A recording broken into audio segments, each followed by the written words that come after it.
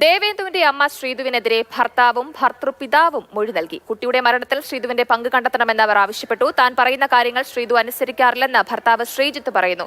മകനും മരുമകളും തമ്മിൽ സ്വരച്ചേർച്ചയിലായിരുന്നില്ല എന്ന് ഭർത്തൃപിതാവും മൊഴി നൽകിയിട്ടുണ്ട്. വിവരങ്ങളുമായി ഗോകുൽനാഥ് ചേരുന്നുണ്ട്. ഗോകുൽ, ഇപ്പോൾ ശ്രീധുവിനെതിരെ വളരെ വ്യക്തമായ മൊഴിയാണ് ഭർത്താവും ഭർത്തൃപിതാവും നൽകിയിട്ടുള്ളത്. കാരണം അയാൾ പറയുന്ന കാര്യങ്ങളൊന്നും ഇവർ കേട്ടിരുന്നില്ല എന്നുള്ളതാണ് അറിയാൻ കഴിയുന്നത്. എന്താണ് വിശദാംശങ്ങൾ?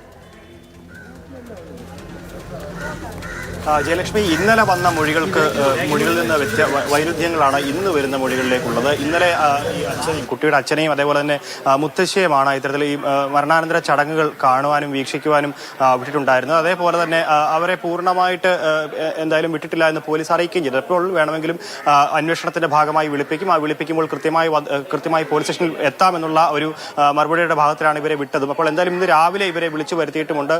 ഇന്നലെയായിരുന്നു അമ്മാവൻ കുറ്റസമ്മതം നടത്തിയത്. ഈ കൃത്യം നടന്ന മണിക്കൂറുകൾക്കകം തന്നെ അമ്മാവന്റെ കുറ്റസമ്മതം ഉണ്ടായി. താൻ കുട്ടി ഉറങ്ങിക്കിടക്കുന്ന സമയത്ത് കുട്ടിയെ എടുത്ത് കിണറ്റിലേക്ക് എറിയുകയായിരുന്നുവെന്ന് അമ്മാവൻ മൊഴി നൽകുകയും ചെയ്തു. പക്ഷേ ഇതിൽ വ്യക്തമാകേണ്ട ചില കാര്യങ്ങളുണ്ട്. അത് എന്തിന് കുട്ടിയെ കൊന്നു എന്നുള്ളതാണ്. ഈ മോട്ടീവിന് വേണ്ടിയാണ് പോലീസ് ഇപ്പോഴും ഈ തിരഞ്ഞുകൊണ്ടിരിക്കുന്നത്. ആ മോട്ടീവ് എന്താണെന്നുള്ളതാണ്. ഇന്നലെ പോലീസ് പറഞ്ഞിരുന്നു ചില വ്യക്തി താല്പര്യങ്ങളുണ്ടായിരുന്നു.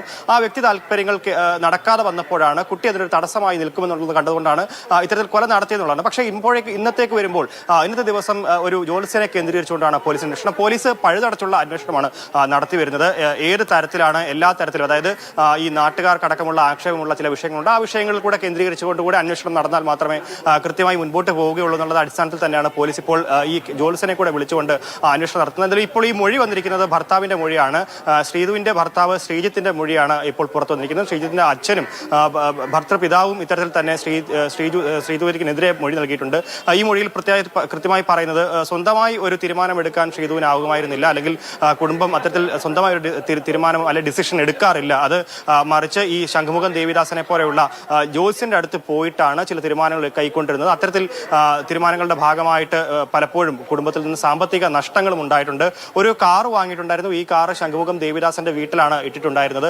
അങ്ങനെ പല കാര്യങ്ങളുമാണ് ഇപ്പോൾ നിലവിൽ അറിയാൻ സാധിക്കുന്നത്. ഇതിനെ കേന്ദ്രീകരിച്ചുകൊണ്ട് തന്നെയാണ് പോലീസിന്റെ ഈ പ്രാഥമിക അന്വേഷണം ആദ്യഘട്ടത്തിൽ മുൻപോട്ട് പോയത്. അതിന്റെ ഭാഗമായിട്ടാണ് പോലീസ് ഇന്നലെ തന്നെ ഈ വിവരങ്ങൾ മനസ്സിലാക്കിയത്. അതിന്റെ അടിസ്ഥാനത്തിലാണ് ഇന്ന് രാവിലെ ഈ ജോസിനെ വിളിച്ചു വരുത്തുകയും അന്വേഷണം മുൻപോട്ട് പോവുകയും ചെയ്തു. എന്തായാലും ഇപ്പോൾ ഈ നിലവിൽ ഇവിടെ സ്റ്റേഷനിൽ ഉള്ളത് ശംഖുമുഖം ദേവിദാസൻ, അതേപോലെ തന്നെ ശ്രീജിത്ത്, പിന്നെ ശ്രീകല, അതായത് ശ്രീധുവിന്റെ അമ്മ, പിന്നെ ആദ്യ കുട്ടി, അതായത് ശ്രീധുവിന്റെ മൂത്ത കുട്ടി തുടങ്ങിയവരാണ് ഇപ്പോൾ നിലവിൽ ഇവിടെ ഈ സ്റ്റേഷനിൽ ഉള്ളത്. ഇവരെയൊക്കെ രണ്ട് ഘട്ടങ്ങളിലായാണ് ചോദ്യം ചെയ്തുകൊണ്ടിരുന്നത്. ആദ്യ ഘട്ടത്തിൽ ഒറ്റയ്ക്കിരുത്തി ചോദ്യം ചെയ്തു. രണ്ടാം ഘട്ടത്തിൽ എല്ലാവരെയും ഇരുത്തിക്കൊണ്ടുള്ള ചോദ്യം ചെയ്യലാണ്. ശരി ഗോകുൽ, എന്തായാലും ഈ കേസിൽ കൂടുതൽ വ്യക്തത വരേണ്ടതുണ്ട്.